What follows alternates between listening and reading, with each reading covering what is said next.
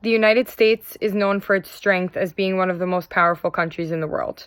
We use our democracy to vote locally and federally for people in office.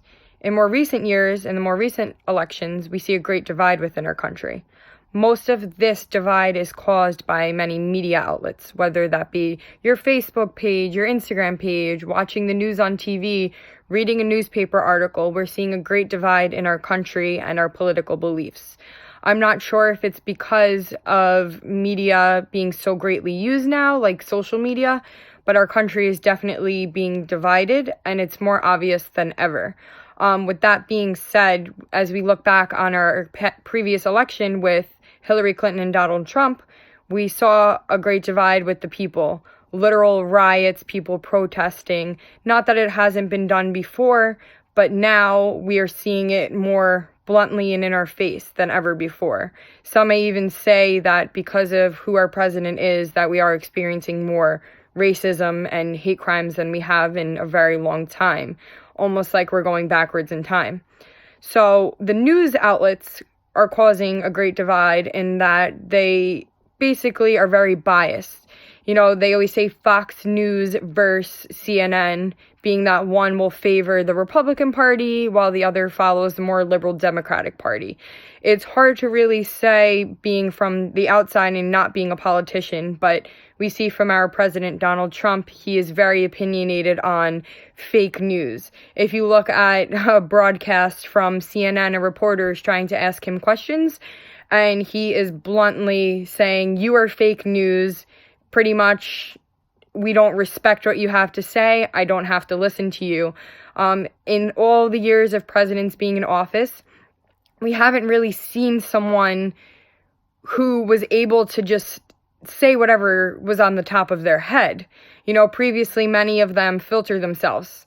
Some do appreciate the fact that he is very blunt and open, while others do not think it's appropriate or professional. You know, he's supposed to be the face of our country, yet he says whatever comes to his mind. So with fake news, it's hard to say because things do get misconstrued many times. You know, it's like playing the game telephone when you're a little kid. By the time you get to the end of the line, the whole entire story changes. So it's best to really do your own research. And when you do research, you know, you can go on Google, but again, you have to pay attention to where you're getting your information from. Are you on a biased site that mainly posts Republican things or mainly posts Democratic or mainly posts liberal things? Are you getting your news from your aunt's Facebook page and you're not researching it? You know, it's easier to ignore the fact that some of these things aren't true or are completely blown out of proportion, or we can do our due diligence and really do the research ourselves. Because to me, that's very important as a young adult, you know, living in a very different time period than maybe 5-10 years ago, you know, when there was a different election going on. Now we're seeing our country really divided. And, you know, the fact that our president is calling someone out for fake news, I don't necessarily disagree with him because a lot of the media portrays things the way they want us to see it. So I really, like I said before, think it's important for us to sit there and say, hey, you know what? This could be true, and sometimes things are, but I'm going to look it up anyway just to make sure. So my advice to anyone who either likes or dislikes the president, always look into everything because you never know what's true and what's not. You can't believe, you know, every media source. It's best to do research. I use the site Snopes.com to confirm things. It's a verified website that basically, if something outlandish happens and you're like, that doesn't sound right, you can go on this website and you can search the information. So it's Snopes.com.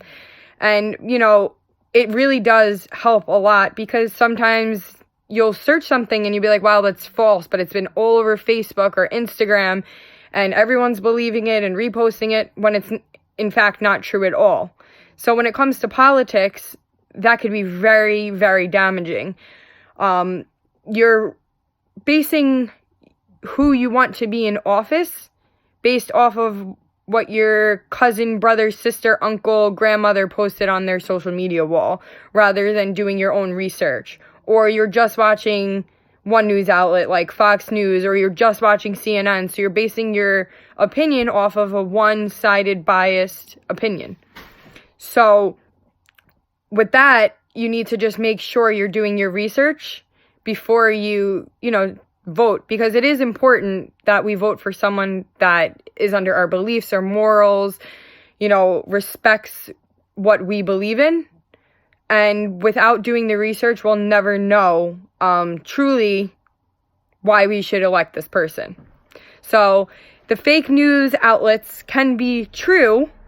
So that's why I really just think that we need to do our research. And with that being said, make sure you use Snopes.com. I promise you it will change your life, and you'll see a lot more things that you never saw before just by simply typing in a few words of the topic, and you'll find exactly what you're looking for.